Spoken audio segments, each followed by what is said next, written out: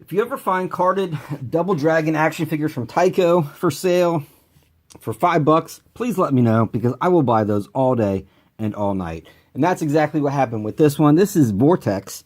I was up in Columbus, Ohio a few weeks ago and went to Big Fun Toy Store, which I would highly recommend. Very cool shop. They have, I believe, a location in Cleveland as well. And it's just jam-packed. And as somebody who's a collector and who loves to hunt and loves to dig, it's great because, you know, they'll have like some display cases, very organized, G.I. Joe, Transformers, etc.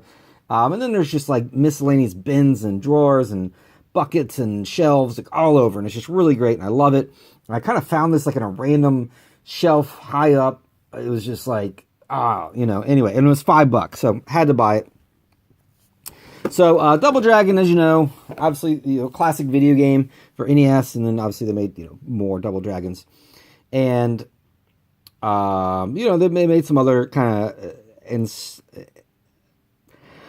I would say, kind of like sister properties and stuff like that. So the toy line, I believe, 93. So you have Billy Lee and Jimmy Lee. Those are the brothers. Those are kind of the main guys. And then all these folks, I don't really know what their story is. So, we're going to open this bad boy up. So this is by TYCO. TYCO, obviously, most of what they made were toy cars. But they also made the Crash Dummies toy line, which is a favorite of mine. They made this. They made... I don't know what else they made. I know they made Double Dragon, and they made Crash Dummies. Those are the kind of top two ones I can think of off the top of my head. So these are all cool because they have an action feature. They have masks and weapons. And this dude, let's listen, because I like that sound. Well, that's kind of the clicking sound, but he does like a spin. Does it have a name? With whirling battle spin and hand blades. Okay. So let's listen to the articulation.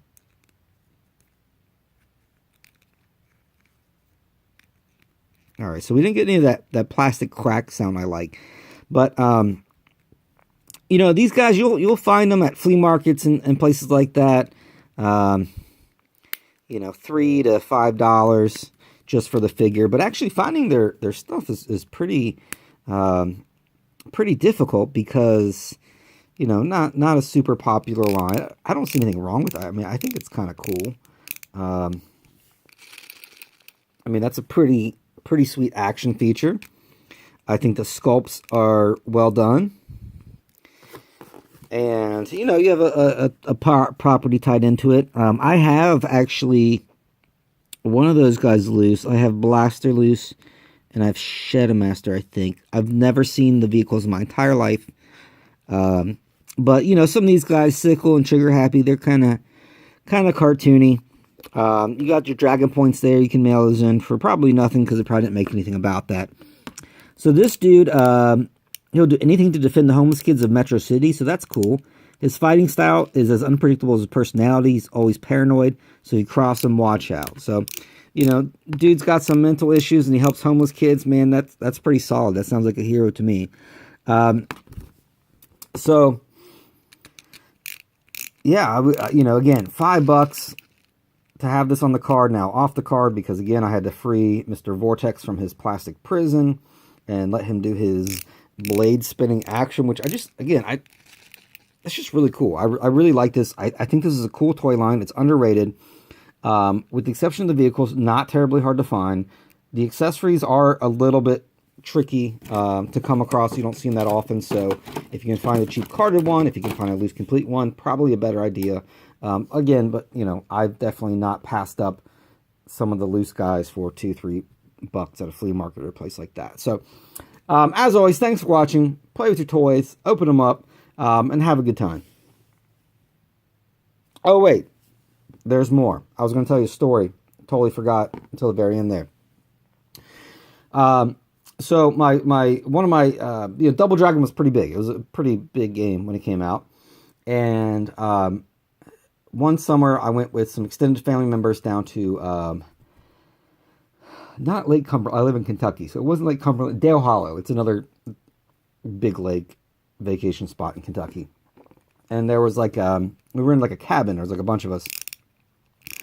And they had like a, I don't know if you call it like a general store. It wasn't really a game room because it didn't have a lot of games. It was kind of like, I don't know. And I was like 5.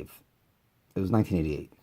So, anywho, they probably had a pool table. You could probably buy some snacks, different things like that. But they had a Double Dragon arcade machine.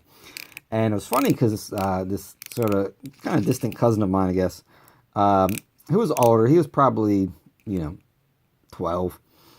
But he showed me how on the back of the machine you could switch it off.